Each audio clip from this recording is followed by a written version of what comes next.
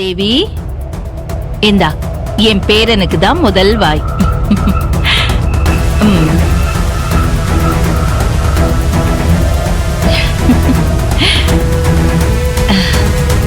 நீங்க சாப்பிடுங்க அண்ணி. அம்மா தேவி அண்ணியையும் பாசமா தானே நடத்துறாங்க, அப்புறம் என்ன சத்யாக்கு? அண்ணி, ஒரு தடவை நம்ம குடும்பத்தோட திருநள்ளார் போயிட்டு வந்துடலாம். ஸ்ருதி ஜாதகப்படி அவளுக்கு நேரம் இப்ப சரியில்லையா? போலாமே. மா அட போமா, எனக்கு ஜாதகத்துல எல்லாம் அவ்வளவு நம்பிக்கையே இல்ல. எனக்கு முதல்ல சனி பயிற்சி எது குரு பயிற்சி எதுன்னே வித்தியாசம் தெரியல. இதுல என்ன குழப்பம்? சனி பகவான் ஒரு ராசியில 2.5 வருஷம் இருப்பாரு. அதுக்கப்புறம் அவர் அடுத்த வீட்டுக்கு போறதுதான் சனி பெயர்ச்சி. என்னத்த புரியலையே? ஸ்ருதி, நான் இப்போ உனக்கு சிம்பிளா சொல்றேன் பாரு. உங்க அம்மா என்கிட்ட சண்டை போட்டுக்கிட்டு திடீர்னு அவ அம்மா வீட்டுக்கு போயிட்டான்னு வெயி, அதுதான் சனி பெயர்ச்சி. சும்மா விளையாட்டு சொன்னேன்.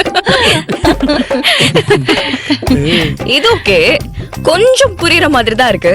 அப்ப குரு பயிற்சிப்பா? கோச்சுக்கிட்டு போன உன் அம்மா அவ தங்கச்சிய, அதாம்மா உன் சித்திய கூட்டு வந்தான்னு வெயி, அதுதான் குரு பெயர்ச்சி.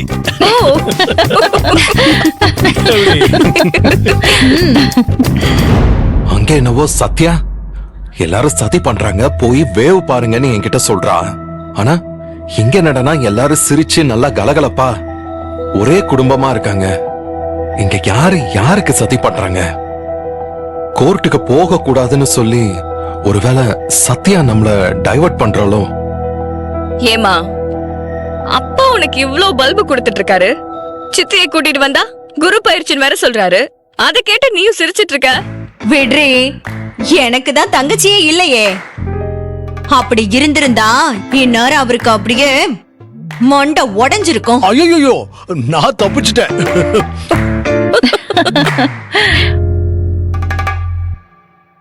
எல்லாரும் சந்தோஷமா தான் இருக்காங்க. இந்த சத்யா தான் பொய் சொல்றா. அவள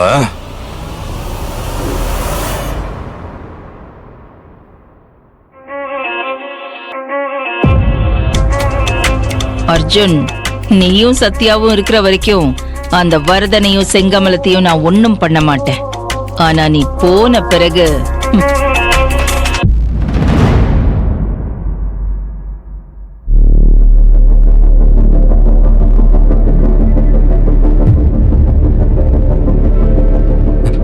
ஏய், என்ன பார்த்தா உனக்கு பைத்தியக்கார மாதிரி தெரியுதா? என்னாச்சு? நீ சொன்ன மாதிரி கீழே எதுவுமே நடக்கல. எல்லாரும் ஜாலியா சிரிச்சு பேசி சந்தோஷமா இருக்காங்க. யார்கிட்டயும் எந்த டென்ஷனும் பதட்டமும் இல்ல. நான் தான் வெட்டி பயலாட்டம் ஏதாவது நடக்குமோன்னு வெயிட் பண்ணிக்கிட்டு இருந்தேன். யாருக்கும் அப்பா அம்மா பத்திர நினைப்பு கூட வரல. ஸ்ருதியும் ஜாலியா தான் இருந்தா. போன்ல ஃப்ரெண்டு கிட்ட ஸ்ருதி பேசினதை நான் கேட்டேன். நம்ப அர்ஜுன், உங்க அம்மாவுக்கும் அவளுக்கும் சந்தேகம் வந்துருச்சு. அப்பா, அதுக்கு பேரு சந்தேகம் இல்ல. நீங்க குடும்ப சகிதமா இத்தனை காலமா ஏமாத்தின விஷயம் உங்களுக்கு தெரிஞ்சு போச்சுன்னு சொல்லு. இது ஜட்ஜ்மெண்ட் டே. உன் வண்டவாளம் தண்டவாளம் ஏற போகுதுன்னு சொல்லு.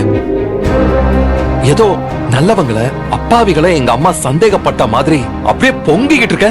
இது என்னைக்காவது ஒரு நாள் நடந்தானே ஆகணும். நீ சொன்ன பொய்யெல்லாம் கண்ணு முழிக்காம தூக்க மாத்திரை போட்டு தூங்கிக்கிட்டே இருக்கும்னு நினைச்சியா?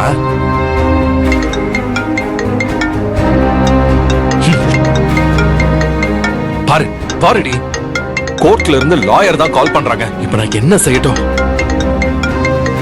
ஸ்பீக்கர்ல போட்டு பேசுறேன். எப்படி லெஃப்ட் ரைட் விட போறாங்க நல்லா பாரு. அவங்க திட்டுறது எல்லாம் ஒன்னதான். Hello madam. அர்ஜுன் சார், என்ன சார் இப்படி பண்ணிட்டீங்க? இது உங்களுக்கு முதல் ஹியரிங். நீங்களும் சத்யாவும் கண்டிப்பா வந்திருக்கணும். அட்லீஸ்ட் ஒரு அரை மணி நேரம் முன்னாடியாவது வந்திருக்கணும். ஆனா நீங்க 2 பேருமே வரவே இல்லை. சாரி மேடம், ஒரு கிரிட்டிக்கல் சிச்சுவேஷன். காரணம் சொல்லிட்டா போதுமா சார்? உங்க 2 பேருக்கும் ஒரு ரெஸ்பான்சிபிலிட்டி வேண்டாம்? நடக்கிறது உங்க கேஸ் சார், வேற யாரோட கேஸோ இல்ல. அட்லீஸ்ட் போன் பண்ணியாவது தகவல் சொல்லிருக்கலாம்ல வர முடியாதுன்னு. நீங்க சொல்லலன்னா என்ன, சத்யா சொல்லிருக்கலாம்ல. எதுவுமே சொல்ல முடியாத அளவுக்கு எந்த கிரிட்டிக்கலும் இல்ல சார். சாரி மேடம், அது வந்து. Sorry sir, I have to definitely say this. பாமர ஜனங்களுக்கு கூட சட்டத்து மேல கொஞ்சம் மரியாதை இருக்கு சார். ஆனா படிச்ச நாம தான் ரெஸ்பான்சிபிலிட்டி இல்லாம கேர்லெஸ்ஸா இருக்கும். I'm extremely sorry madam. சட்டத்தை நாங்களும் மதிக்கிறோம் மேடம். இல்லைன்னா கோர்ட்டுக்கு வருவோமா? தகவல் சொல்ல முடியாத சூழ்நிலை, கொஞ்சம் புரிஞ்சுக்கங்க மேடம் ப்ளீஸ். Sorry madam. ஜட்ஜி என்ன கடுமையா பேசிட்டாங்க சார். அடுத்த ஹியரிங் 10 நாள் கழிச்சு. ரொம்ப தேங்க்ஸ் மேடம்.